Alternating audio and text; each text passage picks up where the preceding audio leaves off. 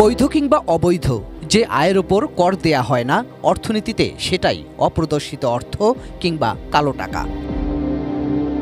অর্থনীতিতে সেই কালো টাকার পরিমাণ কত এর সঠিক কোনো হিসাব নেই। এক এক সংস্থার হিসাব এক এক রকম। 2010 সালে করা অর্থ মন্ত্রণালয়ের এক জরিপ বলছে 2010 সালে জিডিপির 63% ছিল কালো টাকা। আর বাংলাদেশ অর্থনীতি সমিতির হিসাবে 1972-73 অর্থবছর থেকে 2022-23 অর্থবছর পর্যন্ত এই 50 বছরে দেশে কালো টাকার পরিমাণ 132 লাখ কোটি টাকা। অর্থনীতিতে যখন নানা সংকট, রাজস্ব আয় যখন কম, তখন সরকার চাইছে সেই অর্থ অর্থনীতির মূলধারায় ফেরাতে। তাই 15% কর দিয়ে সুযোগ দিচ্ছে বৈধ করারও। আমাদের মূল্যস্ফীতি যা আছে, আমি সঞ্চয় করলে সেখানে আমার টাকা বরং ক্রয় ক্ষমতার নিরিখে আরও কমে যায়। তা আমি কেন সেখানে তাহলে ব্যাংকে টাকা রাখবো? এরকম কিন্তু বিভিন্ন ধরনের সমস্যা ছিল। আর রেভিনিউ জিডিপি রেশিও বিভিন্নভাবে বাড়ানো, বিশেষত প্রত্যক্ষ করের মধ্য দিয়ে বাড়ানো, কর খেলাপির বিরুদ্ধে। কিন্তু আমরা তো দেখেছি উল্টা, বরং যারা কর দিচ্ছে না তাদেরকে প্রতি বছর বিভিন্ন ধরনের সুযোগ সুবিধা দেওয়া হচ্ছে। তুমি 7.5% দিলে তোমাকে নো কোশ্চেন আস্কড এগুলো দেওয়া হচ্ছে। একটা পয়সাও সেখানে আসে না, কিন্তু একটা মরাল হ্যাজার্ড সৃষ্টি করে যারা সত্যিকারভাবে দিতে চান। এবং আমরা বারবার বলেছি এই ধরনের সুযোগ নৈতিকভাবে গ্রহণযোগ্য না, অর্থনৈতিকভাবেও কোনো ফলপ্রসূ না, আর রাজনৈতিকভাবেও এটা কোনো জনপ্রিয়তা বাড়ায় না। কিন্তু তারপরও আমরা বছরের বছরে এগুলো দিয়েছি। সো IMF যেগুলো নাকি বলেছে, সংস্কারের কথা বলেছে, ইনকাম ট্যাক্স সংস্কারের কথা বলেছে, এগুলো তো সাথে দ্বিমত করার কোনো কারণ নেই।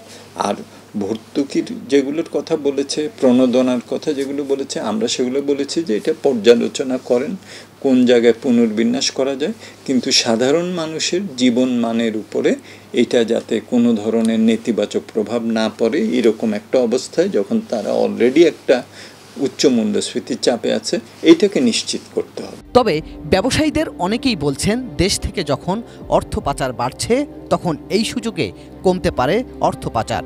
গ্লোবাল ইন্টিগ্রিটির এক রিপোর্ট বলছে বছরে দেশ থেকে পাচার হচ্ছে 64,000 কোটি টাকা। যে সমস্ত অর্থগুলো প্রদর্শন করা হয় নাই তাদের ফাইলে, এই প্রদর্শনের সুযোগ যদি পাই তাহলে আপনার এই সেক্টরে, আমাদের সেক্টর থেকে শুরু করে অন্যান্য সকল সেক্টরে একটা লাভ হবে।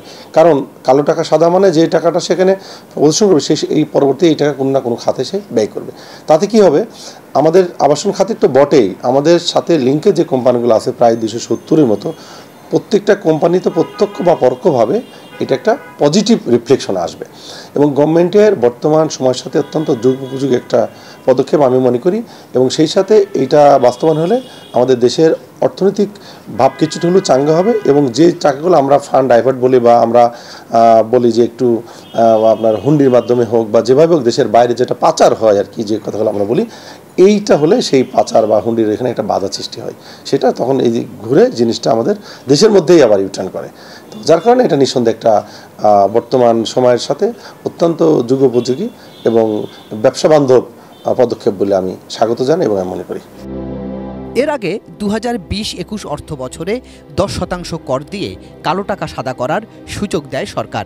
এ সময় প্রায় 12,000 ব্যক্তি বৈধ করেন 20,500 কোটি টাকা, আর সরকারের সেখান থেকে আয় হয় 2,064 কোটি টাকা। পরের বছর 2021-22-এ 7% কর দিয়ে বিদেশে পাচার করা অর্থ সম্পদ ফিরিয়ে আনার সুযোগ দেয়া হয়েছিল, কিন্তু সে সুযোগ নেয়নি একজনও। তাই চলতি বাজেটে এ সুযোগ আর রাখা হয়নি।